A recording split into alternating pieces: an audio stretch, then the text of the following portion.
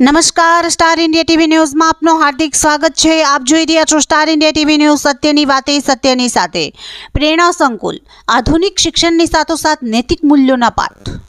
માનનીય કેન્દ્રીય ગૃહ સહકાર મંત્રી શ્રી અમિતભાઈ શાહે વડનગર ખાતે મુખ્યમંત્રી શ્રી ભૂપેન્દ્રભાઈ પટેલ, કેન્દ્રીય શિક્ષણ મંત્રી શ્રી ધર્મેન્દ્ર પ્રધાન તેમજ અન્ય મહાનુભાવોની ઉપસ્થિતિમાં વિદ્યાર્થીઓ અને સામાન્ય લોકોમાં વિકાસ અને પરિવર્તનની ભાવનાને પ્રોત્સાહિત કરતું પ્રેરણા સંકુલ રાષ્ટ્રને સમર્પિત કર્યું।